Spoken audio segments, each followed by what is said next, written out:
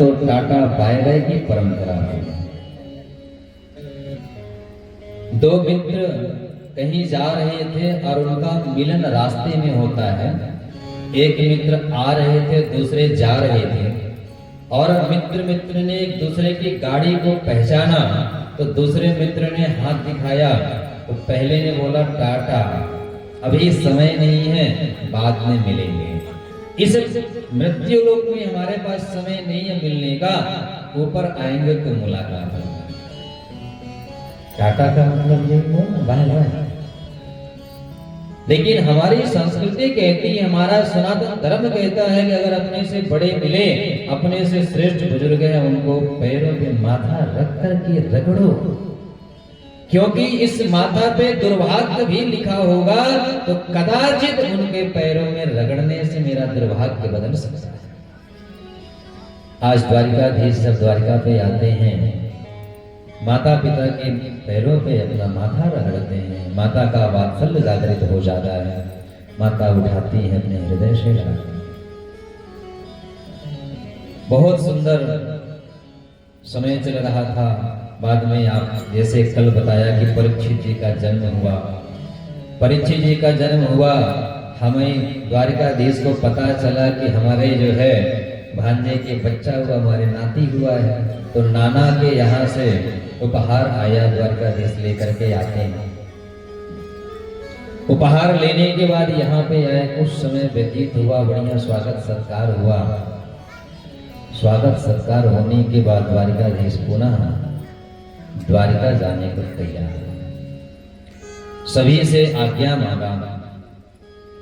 और देखिए सबसे बड़ी बात, बच्चों के बिगड़ने पे कल मैंने कहा था कि सबसे ज्यादा माता का हाथ होता है।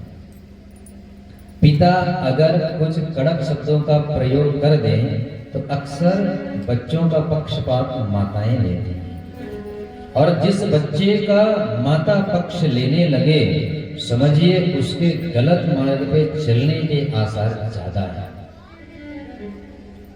धुंधकारी रूपी प्रेत, वो भी माता के पक्ष में रह करके इतना बड़ा आताताई प्रेत बना था। भगवान द्वारिकापुरी को वापस जाने लगे उत्सव के बाद, तब यहाँ पांडवों में सर्वश्रेष्ठ युधिष्ठिर जी अर्जुन को कहते हैं कि जाओ लल्ला को द्वारिका छोड़ के आओ। युधिष्ठिर जी को लगता है कि लल्ला हमारा छोटा है, रास्ते में भीलों की नगरी पड़ती है, कहीं भील जो है परेशान करके लल्ला से हमारे धन न छीन ले। देखिए कितना वात्सल्य, पुत्र का वात्सल्य भाव, क्योंकि युधिष्ठिर जी ने कभी उन्हें भगवान नहीं समझा, पुत्र के जैसे स्नेह किया है। अर्जुन को कहते हैं, अर्जुन तुम जाओ द्वारिका पे छोड़ के आओ। अर्जुन द्वारिकाधीश को छोड़ने चले गए। यहाँ पे परीक्षित जी का नाम संस्कार हुआ, नामकरण संस्कार होता है। परीक्षित जी बड़े होने लगते हैं। बहुत समय व्यतीत हुआ, अर्जुन को आए यहां से गए हुए बहुत समय हो गया है, और 4-6 महीने के बाद जब अर्जुन हस्तिनापुर पहुंचते हैं, तो बड़े ज्येष्ठ भ्राता युधिष्ठिर जी कहते हैं, अरे अर्जुन, तुम्हारे यहाँ इतना सुंदर पोता हुआ है, तुम्हें उत्सव मनाया जा रहा है, और तुम ऐसे हो कि द्वारिका तुमको भेज दो, कन्हैया तुमको मिल जाए तो सारी गृहस्थी को भूल जाते हो। तुम्हें ये भी याद नहीं रहता कि तुम्हारी माता है, तुम्हारे 4 भाई हैं, बच्चे पोते हैं, ये भी याद नहीं रहता। तुम इतना कन्हैया के मोह में खो जाते हो। अर्जुन को बहुत डांट रहे हैं ऋषि, लेकिन अर्जुन के मुंह से एक शब्द नहीं निकल रहा है। अर्जुन एकदम चुपचाप खड़े हैं। अर्जुन की तरफ युधिष्ठिर जी ने देखा और कहते हैं, अरे अर्जुन, तुम्हारे मुखमंडल को देख करके, तुम्हारे मुखमंडल के तेज को देख करके ऐसा लग रहा है जैसे तुमने 3 प्रकार के पाप किए। देखिए 3 प्रकार के पाप ऐसे होते हैं जिनको करने के बाद व्यक्ति का तेज क्षीण होता है। युधिष्ठिर जी कहते हैं अर्जुन, तुम्हें देख करके ऐसा लगता है कि जैसे तुम्हारे द्वारा गौ हत्या हो गई। संसार में सबसे बड़ा निकृष्ट पाप अगर कुछ है वो गौ हत्या है। गौ हत्या का पाप तो ऐसा है कि गौ हत्या हो रही है ये सुनने मात्र से हमारे जीवन की पुण्य नष्ट हो जाता है।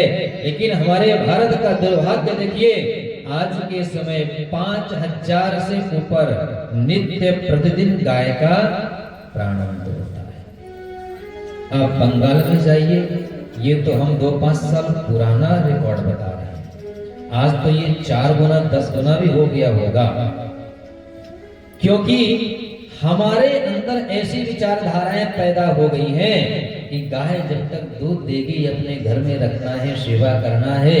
दूध देना बंद किया तो गाय को बाहर निकाल देते हैं, रास्ते पे ठोकर खाने के लिए निकाल देते हैं, गाड़ियों से टकरा करके रास्ते पे मर जाती है, उन्हें कोई साइड में करने वाला नहीं रहता। एक बात थोड़ा ध्यान से सोचिए, हमारे माता पिता का वह जीवन तो ऐसे ही होता है, क्या हम उनको निकाल सकते हैं? लेकिन आजकल तो माता पिता को भी लोग निकाल देते हैं। कहा गया है ससुराल पिया भई जब से, रिपुराज कुटुंब गए तब से। बच्चे का जब से विवाह हो जाता है तो ससुराल से इतना प्रेम हो जाता है कि फिर माता पिता खट्टे लगने लगते हैं। माता पिता हमारे जीवन में मुसीबत लगने लगते हैं, और माता पिता की दशा क्या होती है, उन्हें भी रास्ते में किसी तीर्थ के रास्ते पे छोड़ दिया जाता है, अन्यथा किसी अनाथ आश्रम में छोड़ दिया। हमारे माता पिता ने जितना कष्ट सह करके हमें पाल पोस करके इस वृक्ष को खड़ा किया है, अगर वो वृक्ष ये सोच ले कि जड़ को मैं हमेशा पकड़ के रखूंगा, तो हमारे भारतवर्ष में अनाथ आश्रम 1 साल के अंदर बंद हो जाएगा। और सबसे बड़ा दुर्भाग्य है कि विश्व में सबसे ज्यादा अनाथ आश्रम कहीं चल रहे हैं, वो हमारे भारतवर्ष में।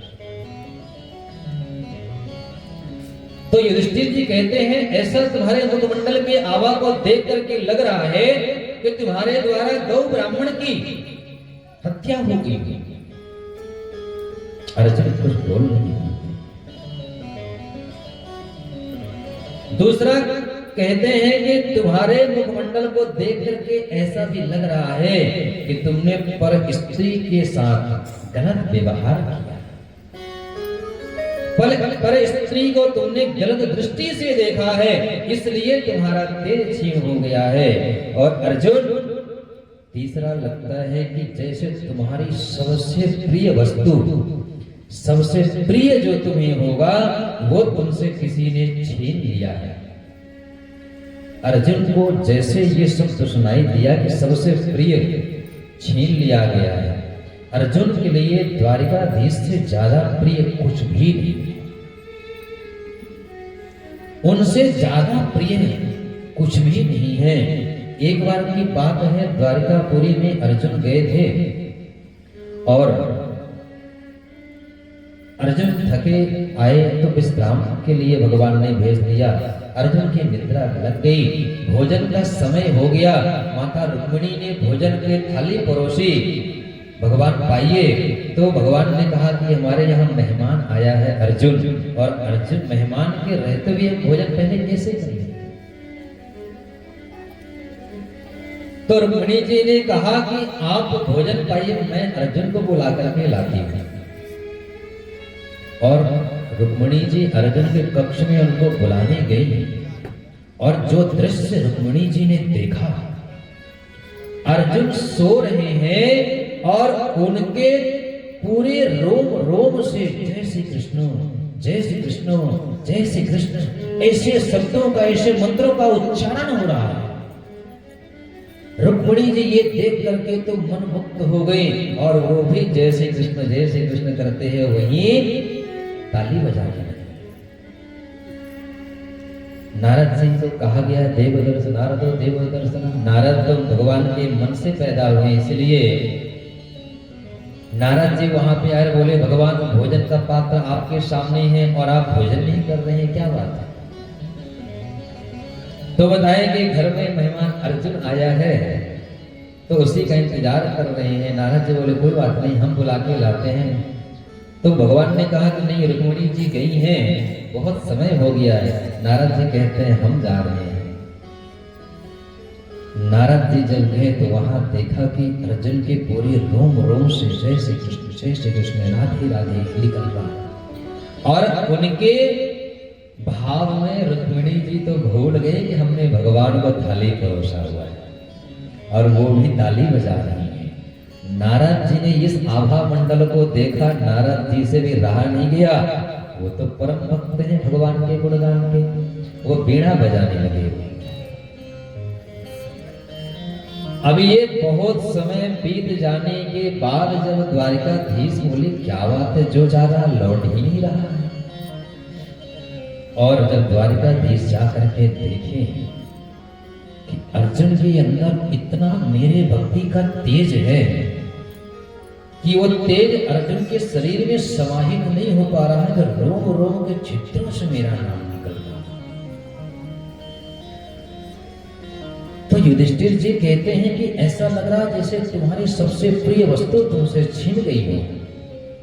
अर्जुन ने सुनते ही धड़ाम से जमीन पे गिर गए। अर्जुन के अंदर कोई ताकत नहीं रही।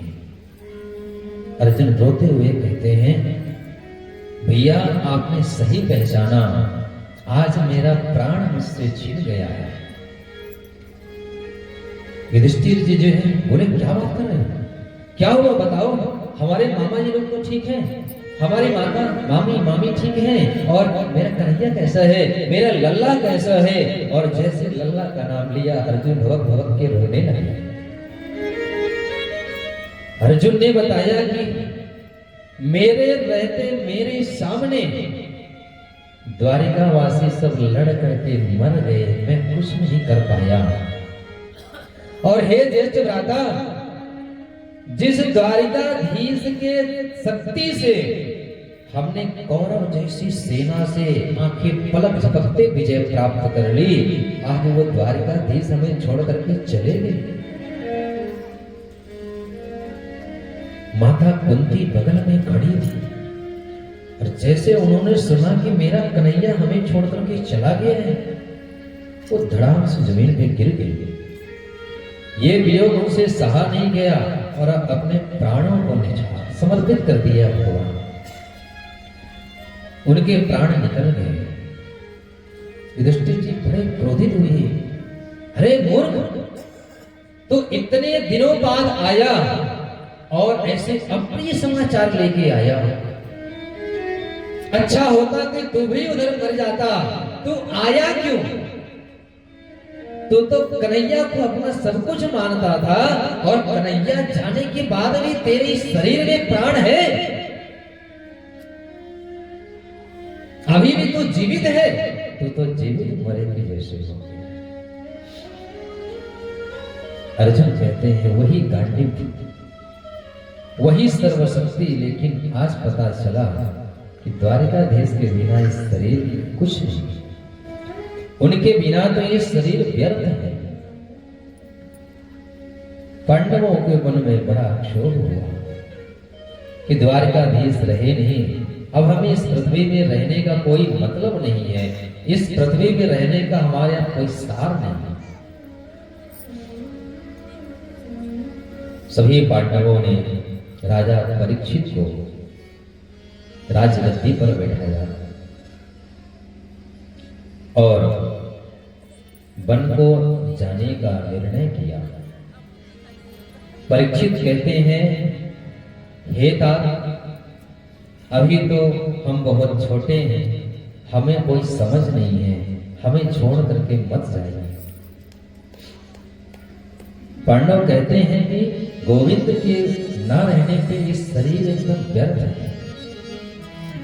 जैसे एक घड़ा होता है, घड़ा दिखने में बहुत सुंदर है, अच्छा चमकदार है, लेकिन अगर उसमें पानी डालने के बाद वो ठंडा नहीं होता है, उस घड़े के रहने का कोई तात्पर्य नहीं होता। घड़े में जल ठंडा हो तो ही घड़े को रखने का अर्थ निकलता है, अन्यथा वो घड़ा भी घरों के कोने पे ढका हुआ पड़ा रहता है।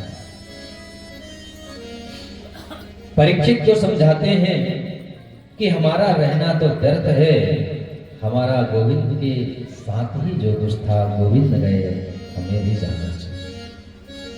परीक्षित कहते हैं कि हमसे तो कुछ राज्य के बारे में कुछ पता नहीं। तो पांडवों ने कहा बेटा एक चीज ध्यान रखना, अगर अपनी शरण में परम शत्रु भी आ जाए तो उसे क्षमा करना।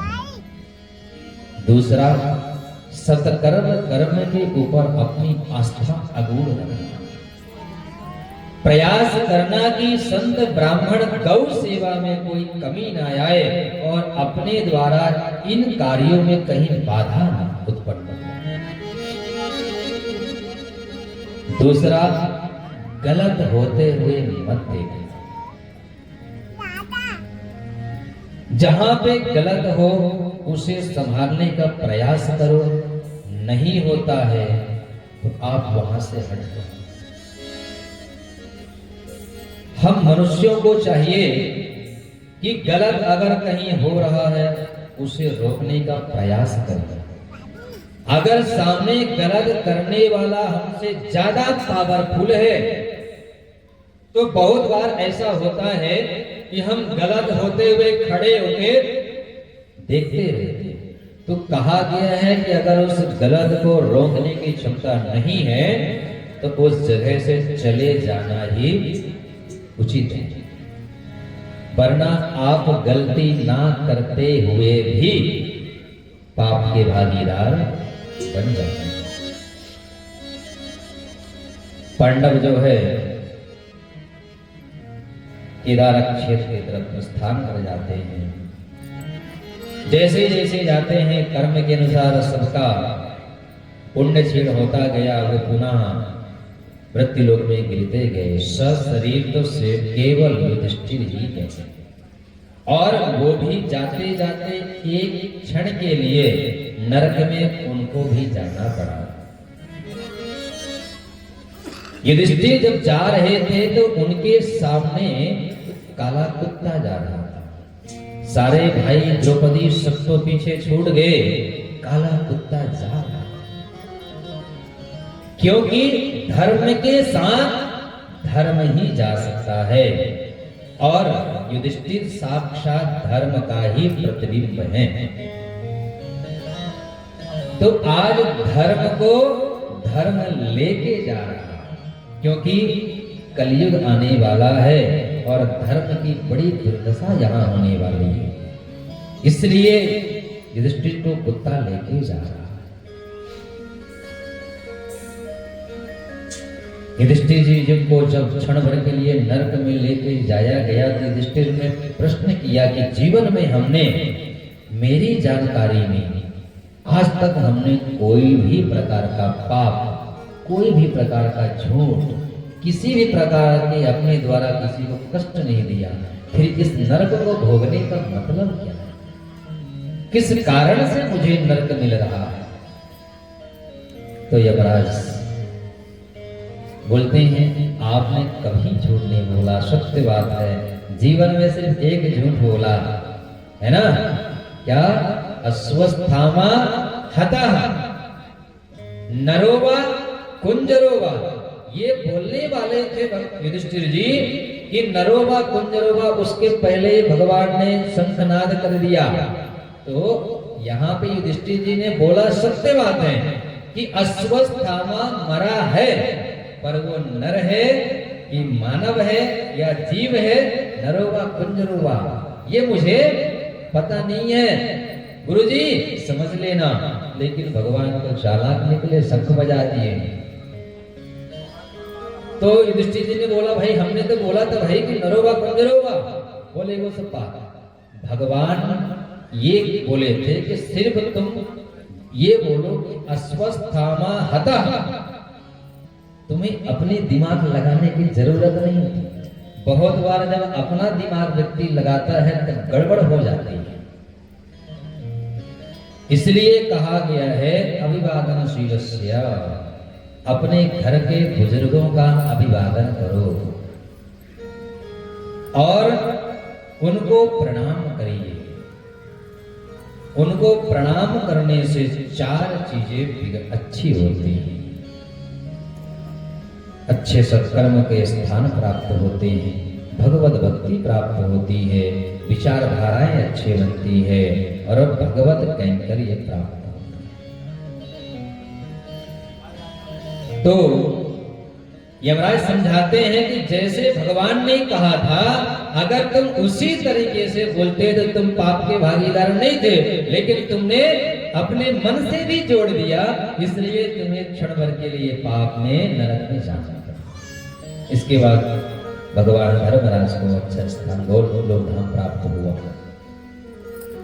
अब राजा परीक्षित को जब यहाँ राज्याभिषेक करके चले गए और राजा, हमारे दादाओं ने जो हमें धन दिया है, कहा गया है कि एक बगिया है, बंजर जमीन है, वहां पे गुरु जो होते हैं वृक्ष के लिए बीज डाल दिए हैं।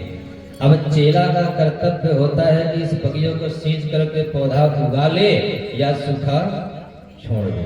गुरु ने तो बगीचा सूखा ही दिया है, बताया है कि हमने बीज फेंक दिया है, अभी वो बीज उग पाते हैं कि नहीं उग पाते हैं ये तो तुम्हारे ऊपर है। तो पांडवों ने ये राज्य रूपी बगिया जो है परीक्षित को सौंप कर गए थे। परीक्षित जो है बहुत सुंदर राज्य कार्य चला रहे थे। उनके राज्य में कभी भी किसी ने रोया नहीं था, इतना सुंदर राज्य का उन्होंने निर्वहन किया। कभी उनके राज्य में किसी के घर पे ताला बंद नहीं हुआ था, कभी उनके राज्य में किसी ने झूठ नहीं बोला था। कितना सुंदर राज्य निर्वहन किया। परीक्षित को लगा कि समय बहुत बलवान होता जा रहा है, आधा जीवन तो हमारा निकल गया राजपाट संभालने में, अभी हमें अपने जीवन को संवारने का, जीवन को सुधारने के लिए कुछ सत्कर्म करना चाहिए। कई ग्रंथों में ऐसा वर्णन आता है कि राजा परीक्षित जब किसी संत महात्माओं के आश्रम में कहीं धर्मस्थली में सेवा करने जाते थे तो वेश बदल करके जाते थे, वहां झाड़ू लगा जाते थे, पोछा कराते थे, बगीचे से फूल तुलसी तोड़ करके ला देते थे, भंडारे में भोजन बनवा देते थे, भंडारा खिलवा देते थे। ऐसा वेश बदल बदल करके परीक्षित, इतने महान धर्मात्मा राजा परीक्षित,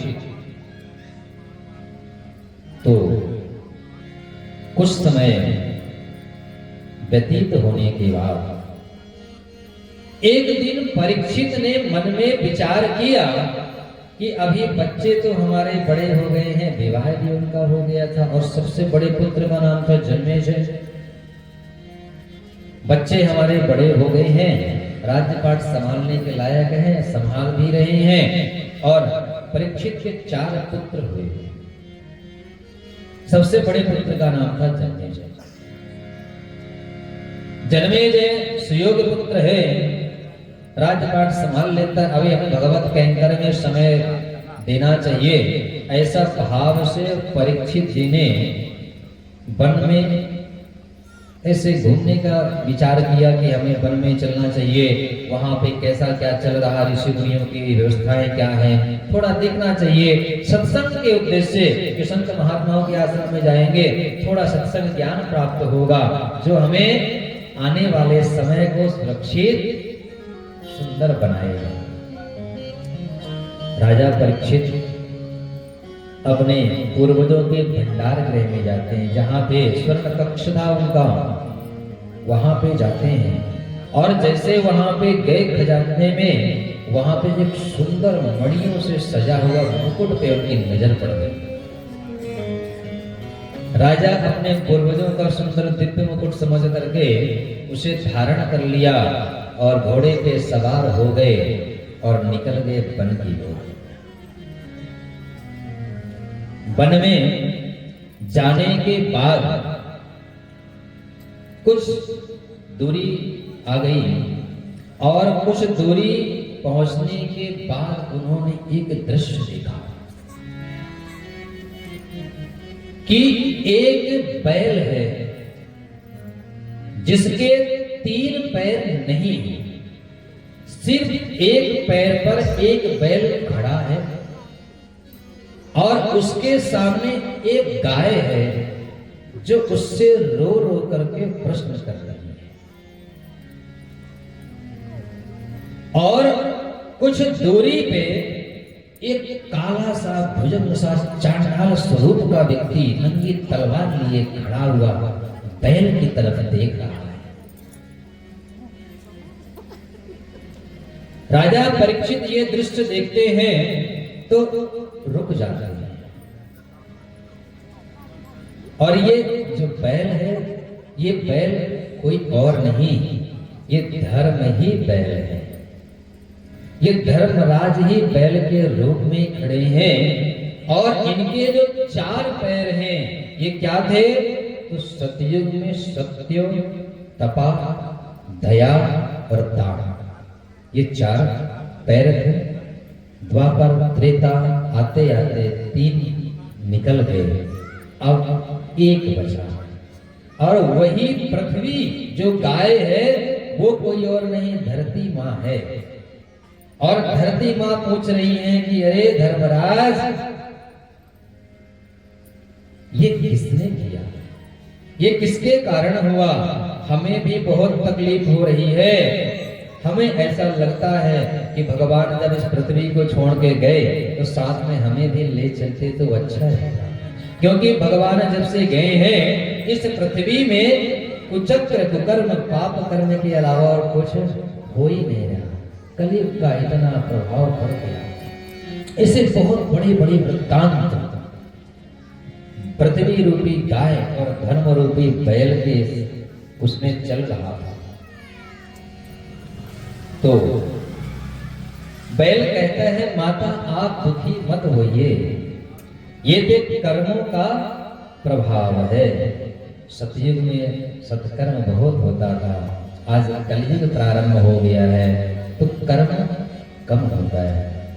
गोस्वामी तुलसीदास जी कहते हैं, कर्म प्रधानो विश्व रथ राखा, जो जैसे करे सो तस फल चाचा। इस कलयुग में सबसे बड़ी प्रधानता हो गई है कर्म। आप कोई भी कर्म कर, उदाहरण के लिए आप श्रीमद् भागवत की कथा सुन रहे हैं तो इस भाव से मत सुनिए कि उनके यहाँ से निमंत्रण आया है इसलिए हम कथा सुनने जाए। भाव ये करिए कि गोविंद की कृपा हो गई है जो इस मिट्टी रूपी बर्तन रूपी शरीर को आज भगवान पकाने के लिए आए। ये तो कच्चा मिट्टी का बर्तन है, आज भागवत ज्ञान रूपी अग्नि में भगवान हमें पका करके योग्य, इस शरीर को योग्य बनाने के लिए इस भाव से कथा सुनिए। और कहा गया है कि अगर कथा धर्म सत्कर्म अगर श्रद्धा से किया जाए तो अवश्य वो फलदायी होता है। फिर वो चाहे धनवान हो या निर्धन हो।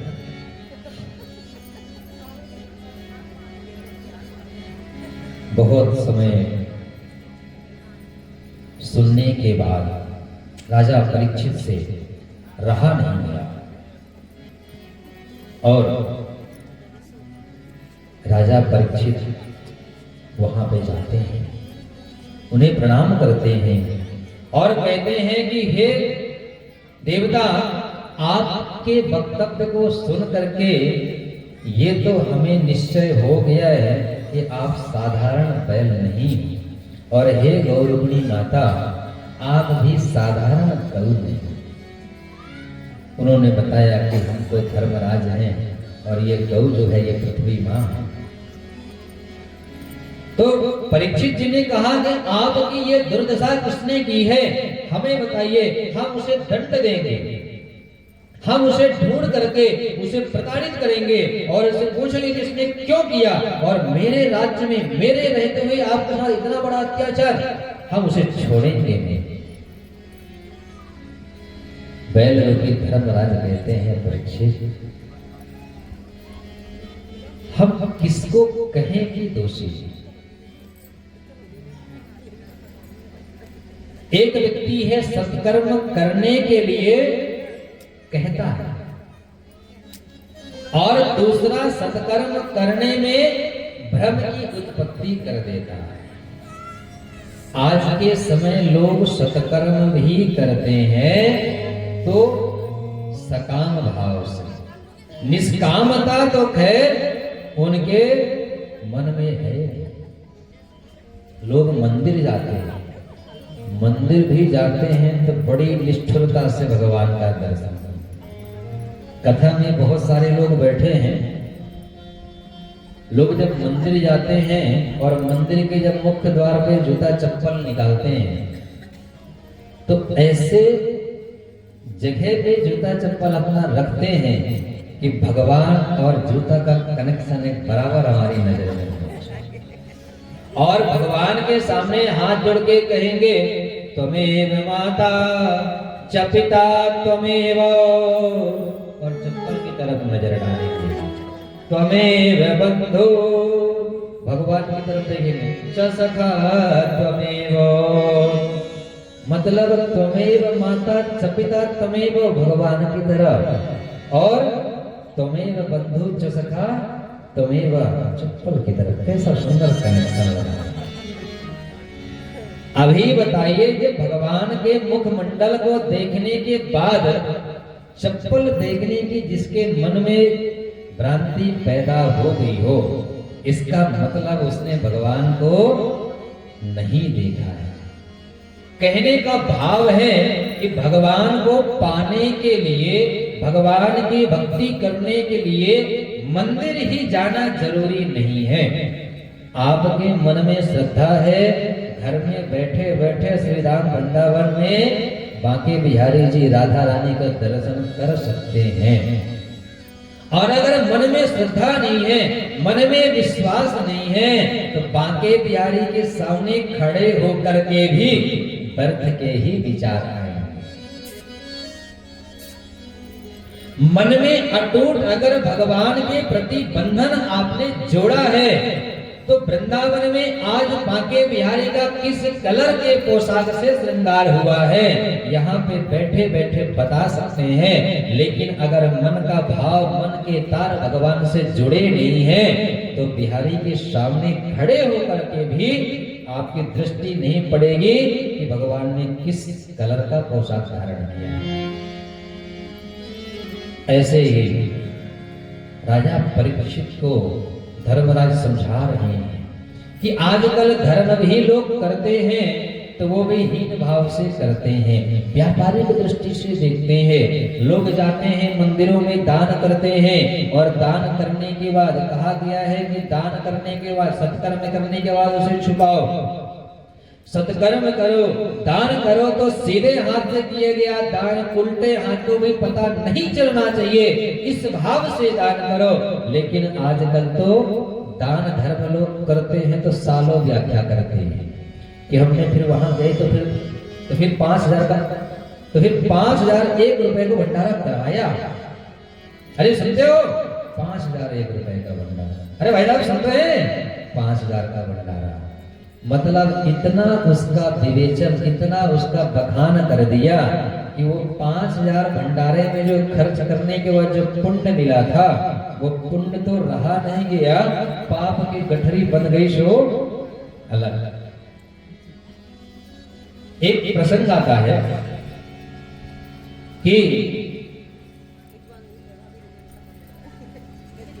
आगे जब परीक्षित जी ने बहुत सारे उनको बताया, लोग पूजा पाठ यज्ञ आदि हवन करते हैं, उसमें भी निष्ठुरता, कोई विचारधाराएं अच्छी नहीं हुई।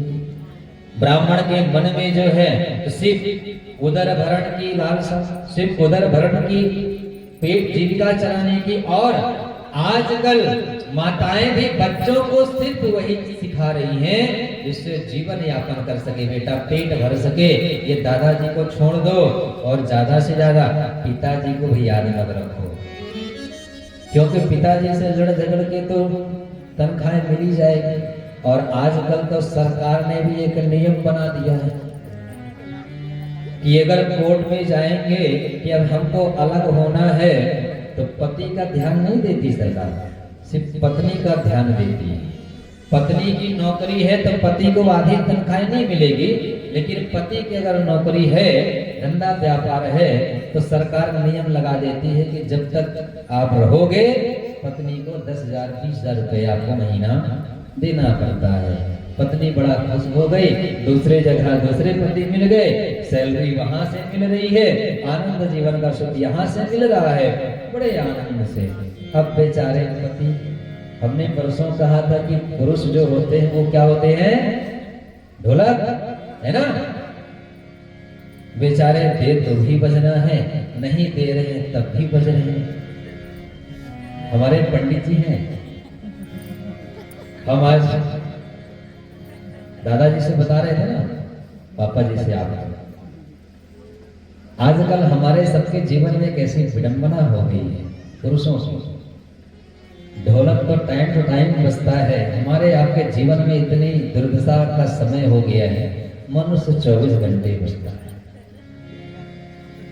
आप लोग का तो समय फिक्स है कि महीने में एक दिन विशेष रूप से बजना है, ब्राह्मणों का तो 24 घंटा बजना होता है, क्योंकि पंडित जी हैं, पूजा पाठ करने तो रोज सुबह घर से जाते हैं और जब शाम को लौटते हैं तो पंडितानी पूछते हैं कितना मिला है।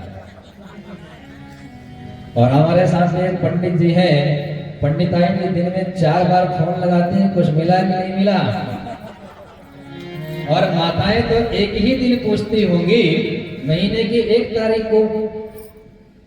और पति ने अगर पत्नी को 1 तारीख को आते समय तनख्वाह हाथ में नहीं दिया तो समझिए मुखमंडल का आभा बिगड़ जाती है।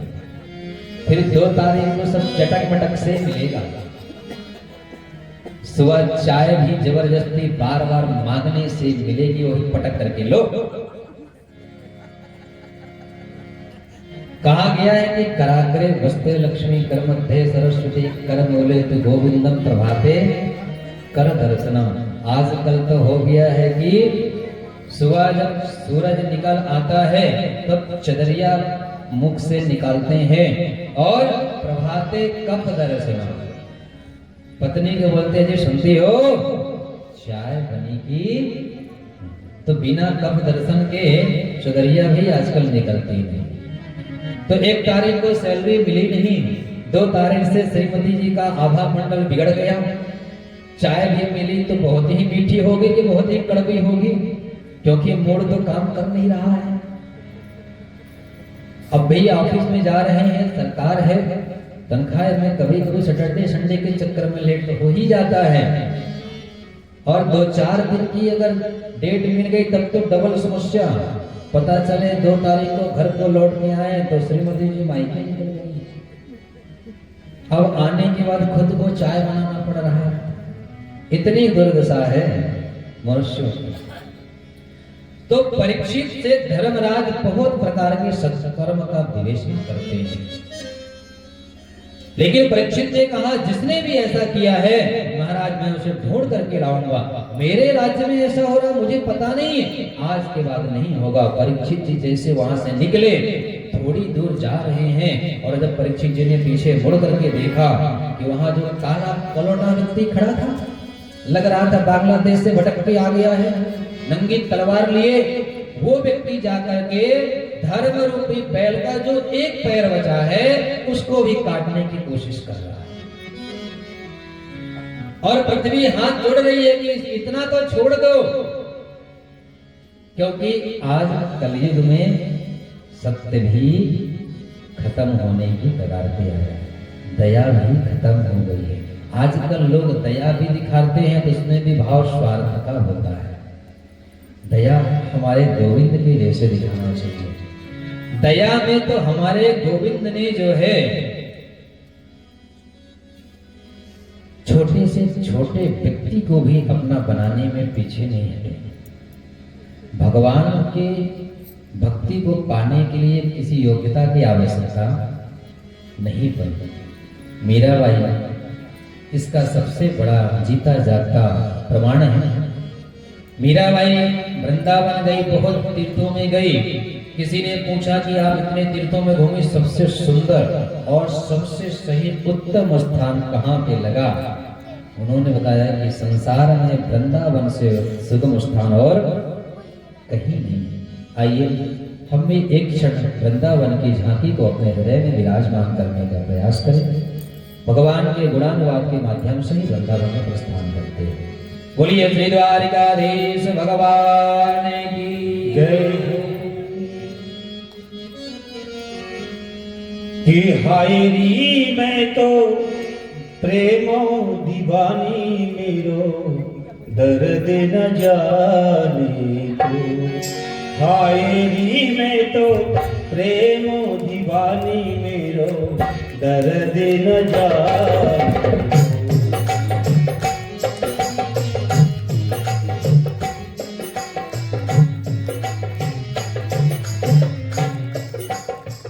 दर्द न जाने, दर्द न जाने, दर्द न जाने कोई।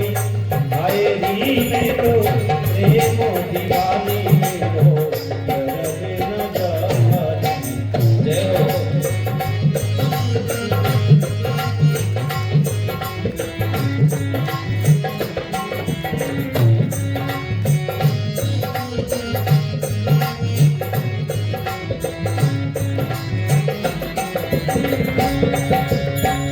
घायल की गति घायल जानी, जो कोई घायल होई।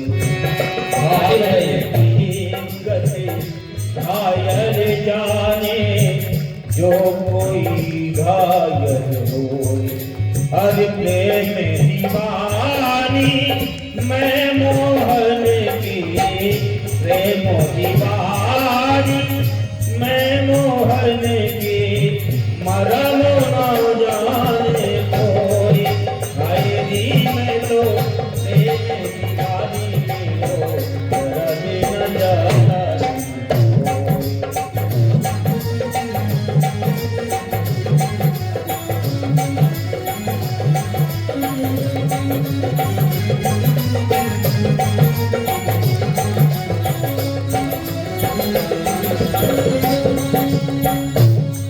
हरे बन बन भटके प्रभु को खोजे, ऐसो बन कहाँ होई। बन बन भटके प्रभु को खोजे, ऐसो बन कहाँ होई। जाके जइए तो वृंदावन, जाके जइए तू वृंदावन। कृष्ण मिलेंगे तोए। हाय री मैं तो प्रेम दीवानी मेरो दर्द न जाने को। हाय री मैं तो प्रेम दीवानी मेरो दर्द न जाने को।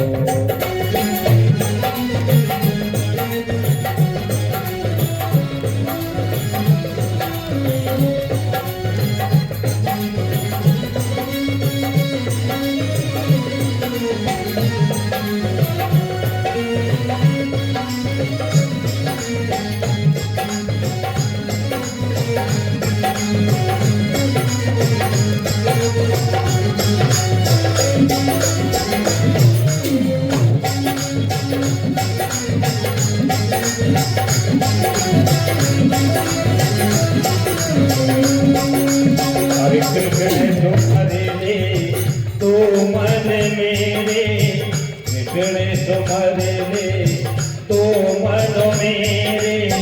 ये मन मेरे ठाकुर।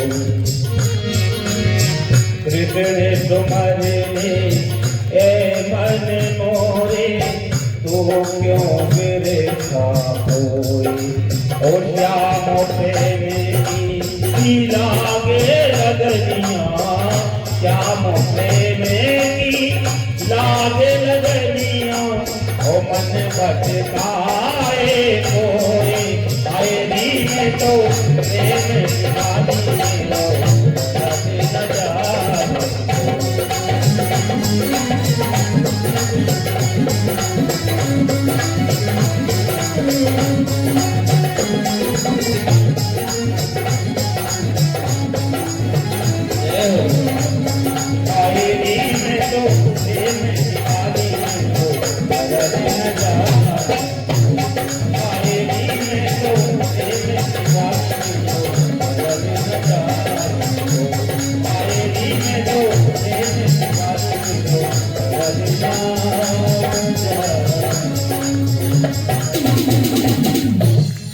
माँ के बिहारी लाल की जय हो।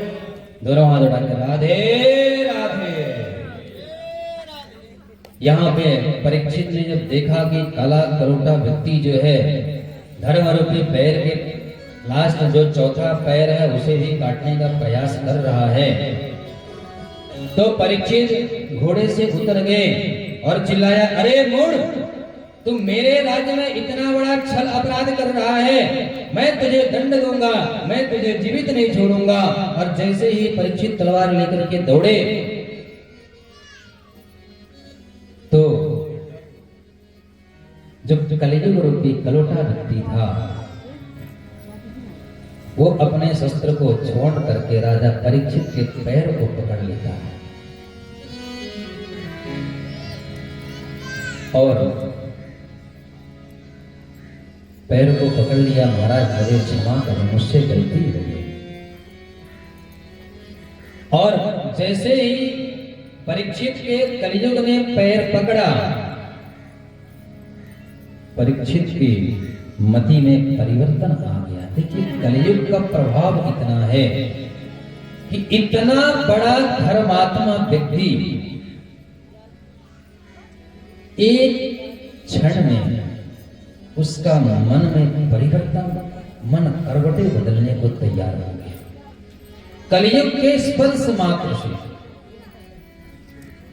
और परीक्षित कहते हैं कि न ते गुणाकेश यशोधराणाम बद्धांजलिर्वै भयमस्ति किंचित्।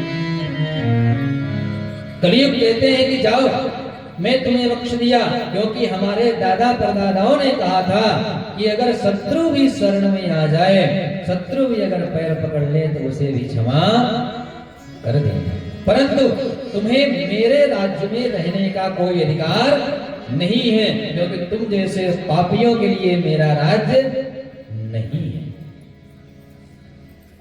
यहाँ तो सिर्फ सत्कर्म करने वाले, भगत भक्ति करने वाले, भजन कीर्तन करने वाले, सत्संग करने वाले, सत्य बोलने वाले, दया दान धर्म करने वाले ही रह सकते। तुम्हारे ऐसे आताताई की यहाँ जरूरत नहीं। उसने कहा तो महाराज कहाँ जाएं? तो परीक्षित ने कहा कहीं भी चले जाओ, लेकिन मेरे यहाँ नहीं रहो। उसने बोला महाराज संसार का कोई स्थान तो बताइए जहां पे आपका राज्य ना हो। आप तो पूरे पृथ्वी के सम्राट, आपके ऊपर तो पूरे पृथ्वी का साम्राज्य, मैं जाऊं कहां? आप जो जगह दे देंगे मैं उसी जगह पे वास करूंगा और मैं कभी किसी को प्रताड़ित नहीं करूंगा। परीक्षित पिघल जाते हैं, नरम हो जाते हैं कि पापी है ठीक है, लेकिन अच्छाई भी है, कितना जल्दी सहम गया, अपनी गलती को स्वीकार कर लिया। तो परीक्षित जी ने 4 स्थान दिया कलियुग को, द्यूतम, पानम, स्त्रिया, सोम। ये 4, जहां पे द्यूत कीड़ा होती होगी, सट्टा जुआ जहां चलता होगा, वहां पे कलियुग का वास होता है। दूसरा स्थान जहां पे सुरापान होता है। सुरापान का मतलब समझते हैं? हम यहाँ से उस शब्द का प्रयोग नहीं करना चाहते। आजकल तो इतने नासमझ लोग हो गए हैं कि उस सुरापान को सोमरस पान कहने लगे। इतने तुच्छ लोग हो गए हैं कि सोमरस और सुरापान में अर्थ समझ में नहीं आता। उन्हें अब कांच और मणि दोनों एक बराबर समझ में आते। तो सुरा, क्योंकि सुरापान करने के बाद व्यक्ति जो है वो अपने होश आवास पे तो रहता नहीं। गांव में भी बहुत सारे होंगे, हर जगह सुरापान वाले रहते हैं, और सुरापान करने के बाद देखिए वो भी बिना हवाई जहाज के उड़ते हैं, जमीन पे वो रहते ही नहीं। और मुलाकात कहाँ पे होती है? कहीं नाली वली में, किधर कोने कच्चे में पड़े रहते हैं। ये है सुरापान का प्रभाव। और सोमरस का प्रभाव जो होता है, सोमरस का प्रभाव तो शंकर जी ने अमर कथा में सुनाया है कि पार्वती, ये जितने मुंडमाला है ये तुम्हारे मरने के बाद दूसरा जन्म हुआ इसका प्रमाण है, लेकिन हमने वो भागवत रूपी अमृत का पान किया है, वो सोमरस का पान किया है, तो मैं अमर हूं। अब बताइए, कलयुग का सोमरस अमृत प्रदान करता है क्या? कलयुग का सोमरस क्या प्रदान करता है? सारी संपत्ति लेके चला जाएगा और व्यक्ति दर दर भटकता रहता है ना। थोड़ा संभाल पाया तो नाली नूलू में पड़ा रहेगा, हो समझ तो रहता नहीं। और तीसरा कहा गया पर स्त्री संग। स्त्रियों को कभी भी हीन भाव से मत देखिए, स्त्रियों को कुदृष्टि से मत देखिए। दुनिया में केवल भारत देश ही ऐसा देश है जहां पे स्त्रियों का सबसे बड़ा सम्मान दिया गया है।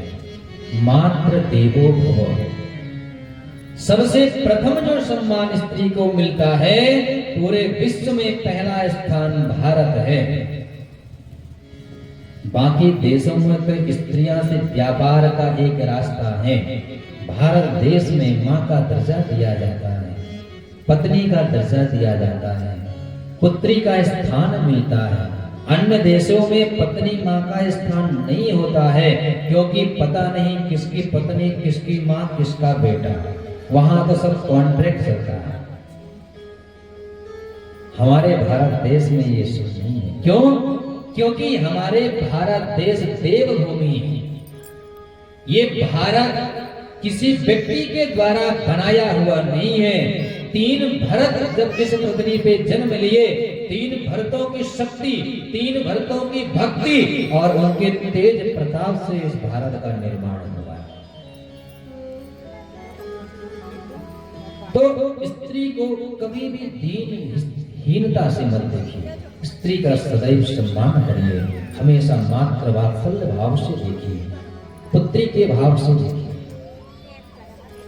कलकत्ता तरफ जाएंगे तो वहां का एक नियम है, भाषा है, छोटी बच्ची को भी वहां लोग माँ कहते हैं। कभी कोई मांगने आता है तो माँ दे दो, छोटी बच्ची भी आती है, उसको माँ का दर्जा दिया जाता है। कदाचित रावण अगर माता सीता को हीन भाव से देखता तो हरण नहीं कर पाता। रावण माता सीता का हरण करने के समय माता का ही भाव लेकर के गया, तब तो सीता माता को छू पाया, वरना तो उसको श्राप था। तो राजा ने तीसरा स्थान दिया स्त्रियां, और चौथा होता है स्वर्ण।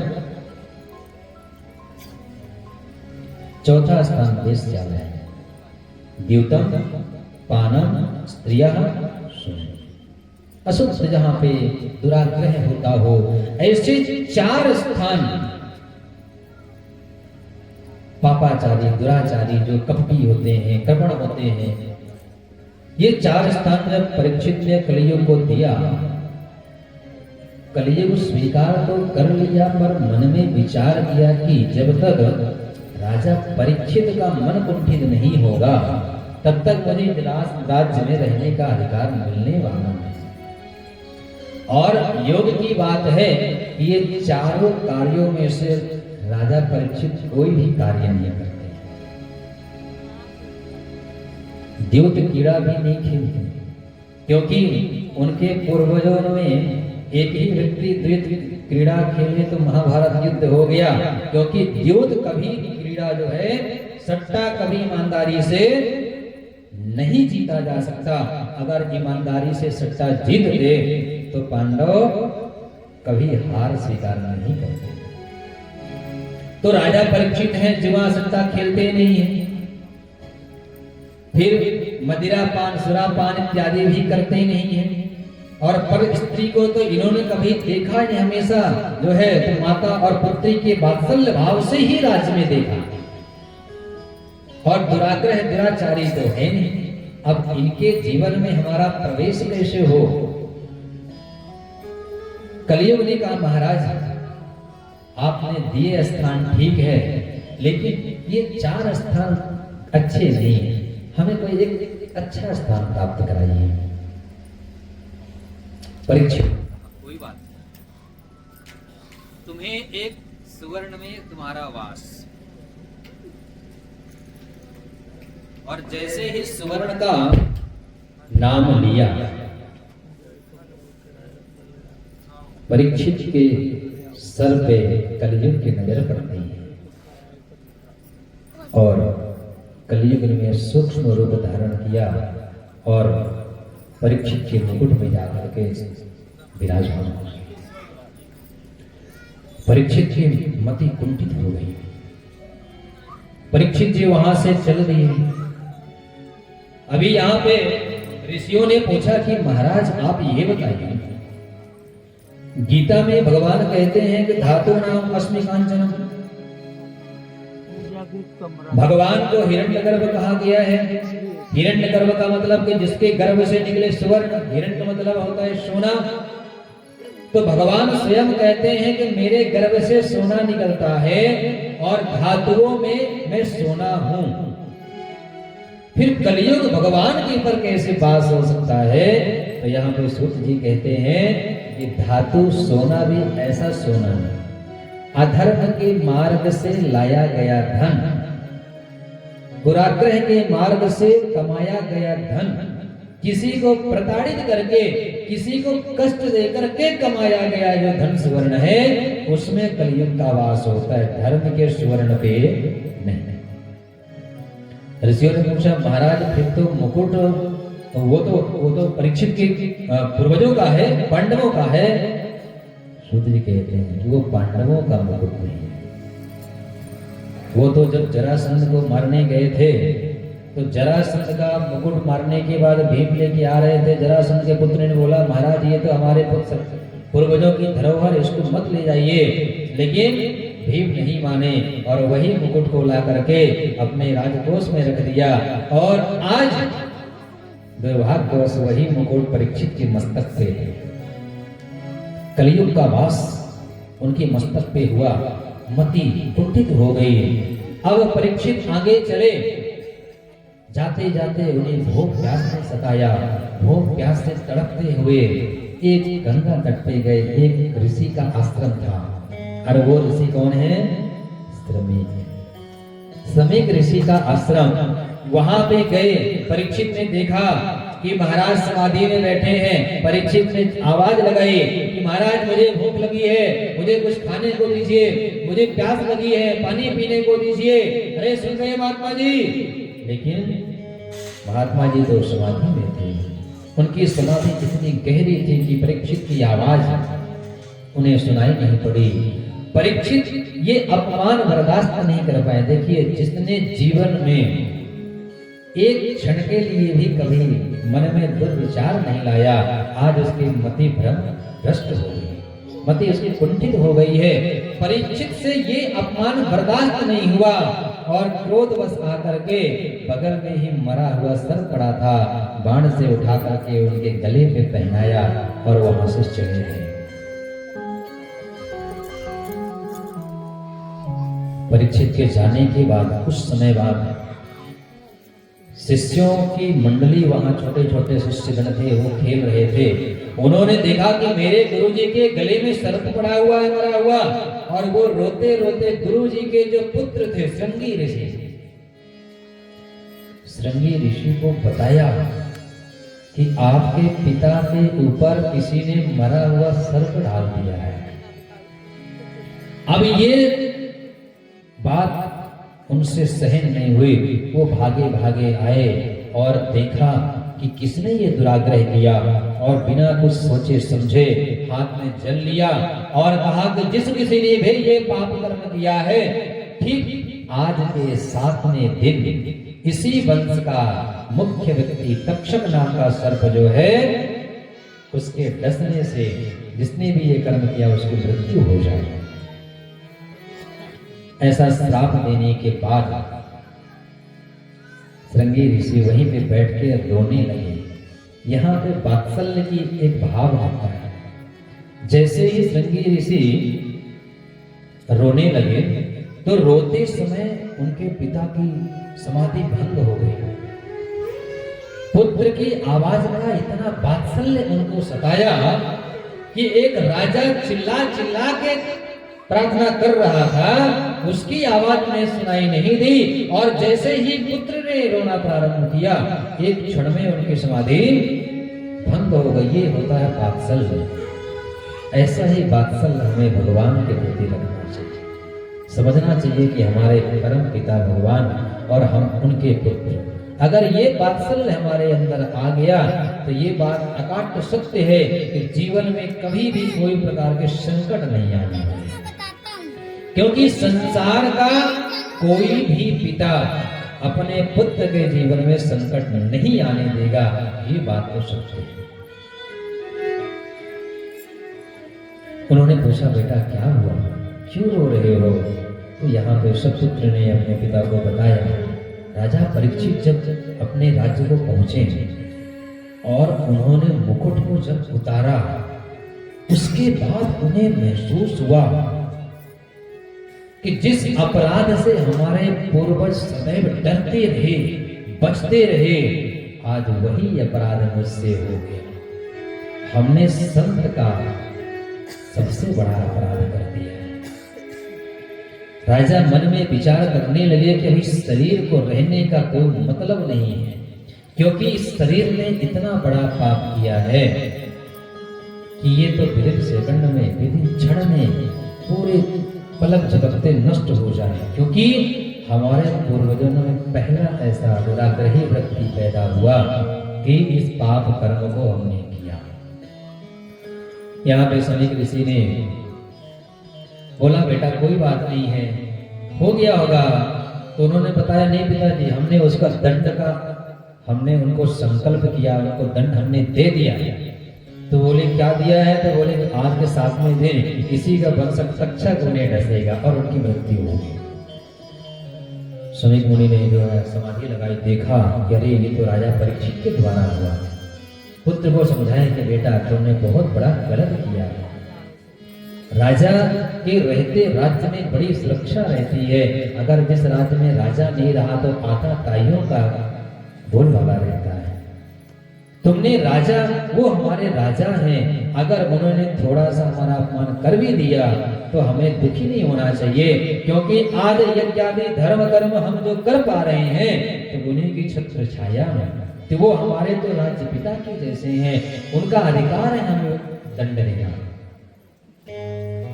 लेकिन अब हो क्या, ऋषि के मुख से तो निकला हुआ वाक्य कहा गया ना कि धनुष से निकला हुआ बाण और मुख से निकला हुआ वचन वो कभी लौट करके वापस नहीं आते। गुरुजी ने अपने शिष्यों को बुलाया और जाके कहा कि जाओ और वहां पे राजा परीक्षित को बताओ कि हमारे पुत्र के द्वारा उनको 7 दिन के बाद मरने का श्राप लग गया है। 7 दिन में अपने समय को तुम सुधार सकते हो, बना सकते हो तो बना लो। राजा अपनी पत्नी के साथ बैठ करके बहुत दुखी, बहुत दुख व्यक्त करते हैं कि हमारे पूर्वजों में श्रेष्ठ रज का पुत्र भीष्म से लेकर के हमारे दादा लोगों ने जितना सत्कर्म किया, आज हम निकृष्ट व्यक्ति के कारण वो सारा पुण्य नष्ट हो गया। पत्नी से कहते हैं, भी जीने का कोई अर्थ नहीं, इस शरीर से प्राण कैसे निकले समझ में नहीं आ रहा। तब तक ऋषि पुत्र पहुंचे, ऋषि शिष्य पहुंचते हैं और कहते हैं महाराज परीक्षित, हम गुरुजी के द्वारा भेजे हुए हैं, ऐसा ऐसा वृत्तांत उनको सब बताया कि आपको उनके पुत्र का श्राप लग गया है कि ठीक आज के 7वें दिन आपकी मृत्यु हो। राजा परीक्षित तो खुशी के मारे एकदम डोल गए, ऋषि पुत्रों को प्रणाम किया और पत्नी से कहते हैं कि संसार जिस चीज को जानने के लिए इतने सत्कर्म करती आई परंतु आज तक उस शस्त्र को नहीं जान पाई, संसार का मैं पहला प्राणी हूं जिसने अपनी मृत्यु को जाना। 7 दिन के अंदर हमें ब्रह्मांड की कोई शक्ति नहीं मार सकती है, ये बात अकाट्य है, और 7वें दिन मुझे संसार की कोई शक्ति बचा नहीं सकती है, ये बात भी सत्य है। 7 दिन के अंदर स्वयं यमराज आकर के खड़े हो जाए, वो भी मुझे मृत्यु दंड नहीं दे सकते हैं देवी। सूत जी यहाँ पे एक छोटा सा पांडवों का प्रसंग सुनाते हैं। एक बार युधिष्ठिर से किसी ने कुछ मांगने के लिए आए, तो युधिष्ठिर जी ने कह दिया कि कल आइए, आज मैं थोड़ा व्यस्त हूं, आप कल आइए। और ये बात भीम सुने तो भीम से रहा नहीं गया और पूरे राज्य में डंका पिटवा दिया कि मेरे बड़े भैया कल को जान गए हैं, कल होता है, ये उनको पता चल गया है। युधिष्ठिर ने बोला भीम तुम्हारी मति कुंठित हो गई है क्या? अरे हमने कल आने के लिए बोला, गलत क्या किया? भीम कहते हैं बड़े भ्राता, मैं सांस लेकर के मैंने छोड़ा है, अब ये सांस दोबारा अंदर जाएगी इसका कोई पता नहीं है, और आपने कल को बता दिया कि कल आइए। क्या संभव है कि कल जीवित रहेंगे? क्या भरोसा? तो परीक्षित को आज वो बात याद आती है। परीक्षित जी ने सोचा हम राष्ट्र त्यागने का सोच ही रहे थे, भगवान ने बहुत सुंदर स्थान, सुंदर रास्ता दे दिया मेरे को। परीक्षित जी जो है अपने पुत्र जन्मेजय को राज्य गद्दी देते हैं, उन्हें सारे नियम समझाते हैं और वन की ओर चलने को तैयार होते हैं। गंगा तट की तरफ जा रहे हैं परीक्षित। परीक्षित जाते समय कुछ भी लेके नहीं जा रहे, वस्त्र जो थे, जो पोशाक थे सब उतार दिया और एक धोती और पट्टा लेकर के वन की तरफ निकल पड़े, क्योंकि संसार रूपी मोह से उन्हें छुटकारा मिल गया है। आज हम सब कहीं भी तीर्थ यात्रा करने के लिए जाते हैं तो पहला तो 10-20 दिन पहले से तैयारियां शुरू कर देते हैं। कपड़ा सिलाओ, कपड़ा साफ करो, उसमें आयरन कराओ, फिर पैक करो। 2-4 लोग पैकिंग में लगे रहते हैं और जाना 5 दिन के लिए है और 2-2, 3-3 अटैचियां भर के लेके जाते हैं। हमें 4 दिन के लिए जाना है तो लाखों की संपत्ति लेकर के जाते हैं, छूटता नहीं है। परीक्षित यहाँ सारे जीवन को त्याग करके जा रहे हैं, पर एक सिक्का भी लेके नहीं जा रहे, क्योंकि परीक्षित जानते हैं कि माया को छोड़ूंगा तभी गोविंद को पकड़ पाऊंगा। परीक्षित जी आते हैं और सायंकाल गंगा तट पे बैठे हैं, और ये दृश्य जब ये बात फैली उनके नगर में, तो जितने जितने बड़े बड़े ऋषि महात्मा, वो सब उनके परदादा के बाद उनके दादाजी के बाद उनके परदादा, मतलब 7 पीढ़ियां के जो ऋषि महात्मा थे, और ऐसे ऐसे बड़े ऋषि महात्मा जिनके सामने हजारों बार इंद्र बदल चुके हैं, कई चतुर्युगी बीत चुके हैं। ऐसे भृगुर, वशिष्ठ, च्यवनश्च, गौतम, मेधा, तिथिर, देवल, देवरात, अनेक प्रकार के ऋषियों का और करीबन 20 से 25 हजार संत महात्मा एकत्रित हो गए। संतों की कृपा तभी होती है जब हमारे जीवन से माया छोड़ दे, हमें माया अपने जीवन से मुक्त कर दे, तभी संतों की कृपा होती है। जब तक सांसारिक रूपी माया का मोह जाल हमारे ऊपर रहेगा, संत कभी दर्शन देने नहीं आएंगे। अब बड़े बड़े ऋषि मुनि यहाँ पे विराजमान हो गए हैं और परीक्षित को 7 दिन में जो श्राप लगा, तो परीक्षित ने पूछा कि क्या उपाय है कि हमें मुक्ति मिले। इस समय को संवारने का कोई उपाय बड़े बड़े ऋषि मुनि कुछ नहीं बता पाए। बात फैलते फैलते सुखदेव जी के कानों में आवाज गई। सुखदेव तो दंडक बाण में समाधि में बैठे हैं। सुखदेव जी को आभास हुआ कि मुझे एक उत्तम कोटि का श्रोता मिलने वाला है। परीक्षित को श्राप लगा है, मुझे वहां पे जाना चाहिए, मुझे परीक्षित के पास जाना चाहिए, मुझे परीक्षित के पास जाना चाहिए। अभी ओम नमो भगवते वासुदेवाय मंत्र सुखदेव जी भूल गए। मुझे परीक्षित के पास जाना है, मुझे परीक्षित के पास जाना है, ये रटना सुखदेव जी ने प्रारंभ किया। सुखदेव जी की समाधि भंग हो गई, सुखदेव जी खड़े हो गए। आज पृथ्वी में पहली बार कुआं प्यासे की तरफ जा रहा है। प्यासा कुआं की तरफ नहीं आ रहा, कुआं जा रहा प्यासे की तरफ। और मन में ओम नमो भगवते वासुदेवाय, ओम नमो भगवते वासुदेवाय मंत्र का गान करते हुए राजा परीक्षित से मिलने श्री सुखदेव जी महाराज जा रहे हैं। अभी कुछ क्षण बाद ही सुखदेव जी का आगमन होगा, तो सुखदेव जी का स्वागत हम उनके नाम गुणगान से करते हैं। बोलिए श्री द्वारिकाधीश भगवान की जय हो। श्री सुखदेव जी महाराज की जय हो। ओम नमो भगवती वासुदेवाय, ओम नमो भगवते वासुदेवाय।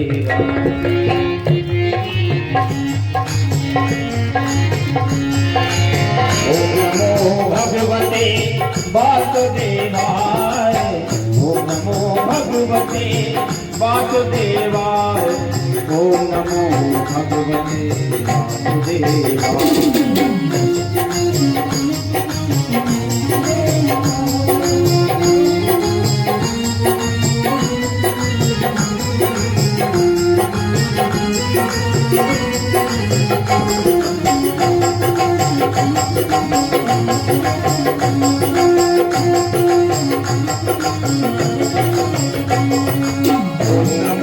भगवते वासुदेवाय, ओम नमो ओम नमो भगवते वासुदेवाय, ओम नमो भगवते वासुदेवाय।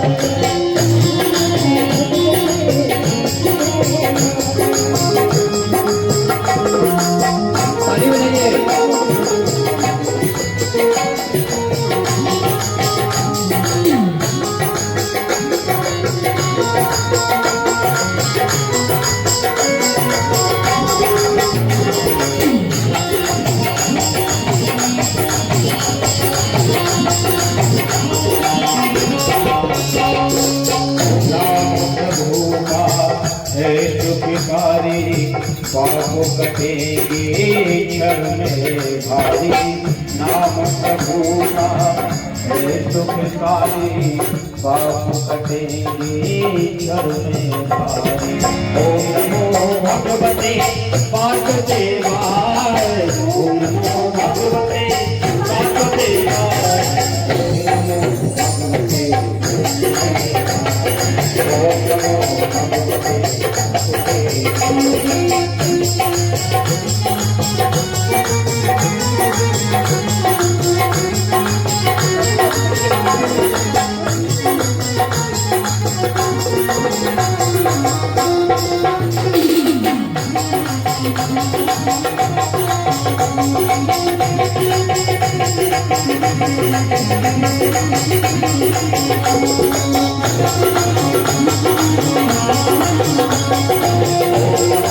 भगवते